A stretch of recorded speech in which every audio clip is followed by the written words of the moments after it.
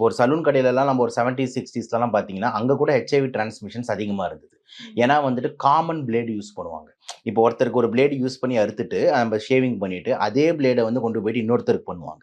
அப்ப பண்ணும்போது அவருக்கு ஏதாவது முகப்பரு கிப்பு அந்த மாரி ஏதாவது இருந்ததுன்னா, புண்ணு கிண்ணு இருந்ததுன்னா, அந்த பிளட் அதிலேயே படும்போது டக்குன்னு ட்ரான்ஸ்ஃபர் ஆகுறதுக்கு வந்து வாய்ப்பு வந்து இருக்கு. அதே மாதிரி வந்து நீடில்ஸ்ன்னு எடுத்துக்கிட்டிங்கன்னா, முன்னாடிலாம் ஹாஸ்பிட்டல்ல வந்து காமனா ஒரு சுடு தண்ணி வச்சுட்டு ஒரே நீடில போட்டு போட்டு யூஸ் பண்ணுவாங்க. இப்ப அப்படி இல்லாம டிஸ்போசபிள் ஸ்டெரைல் சிரிஞ்ச் வந்துருச்சு. இப்போ ஒரு பேஷண்ட்டுக்கு போட்ட ஊசி இன்னொரு பேஷண்ட்டுக்கு வந்து போடக்கூடாது. போட்டு முடிச்ச உடனே எடுத்து தூக்கி போட்டுறோம். ஏன்னா வந்து அந்த ஊசி இன்னொருத்தருக்கு குத்தும்போது இவங்களோட ரத்தம் போயிட்டு அங்க பரவிடுச்சுனா அப்படின்ட்டு. ஸோ இந்த மாதிரியான விஷயங்கள் வந்து நெறைய இருக்கு. இதுல வந்து பார்த்தீங்கன்னா, ஒன் ஆஃப் த ரீசன் இவங்க சொல்றது தான் வந்து பார்த்தீங்கன்னா, இந்த போதைப் பொருள் யூசேஜ். ஏன்னா அவங்க வந்து பார்த்தீங்கன்னா, ஒரு சுயநலவுல இருக்கிறது இல்ல.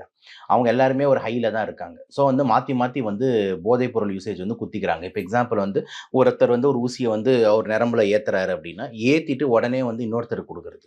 அவன் வந்து ஏத்தி அவன் குத்திக்கிறது. அந்த மாரி ட்ரான்ஸ்ஃபர். இப்ப எக்ஸாம்பிள் ஒருத்தருக்கு அதுல ஏதாவது ஒருத்தருக்கு ஹெச்ஐவி இருந்தாலும், அந்த குரூப்ல இருக்க 10 பேருக்குமே வந்துட்டு பரவறதுக்கான வாய்ப்பு இன்கிரீஸ் ஆகுது. ஆனா ஹெச்ஐவி பொறுத்தவரைக்கும் பெரும்பாலுமா பரவுறது வந்து பார்த்தீங்கன்னா, பாலிவினை நோய் தான். த்ரூ செக்சுவல் டிரான்ஸ்மிஷன் தான்ன்றது தான் உண்மை. இப்ப இது வந்து பார்த்தீங்கன்னா, ஒரு கொரோனா மாரி கிடையாது. இது வந்து ஒரு காத்துல பரவுற நோய், ஒரு பேண்டமிக், ஒரு எபிடெமிக் புதுசா வந்திருக்கு. ஒருத்தருக்கு இரும்பி இன்னொருத்தருக்கு பரவுது அப்படின்ற மாரி கிடையாது.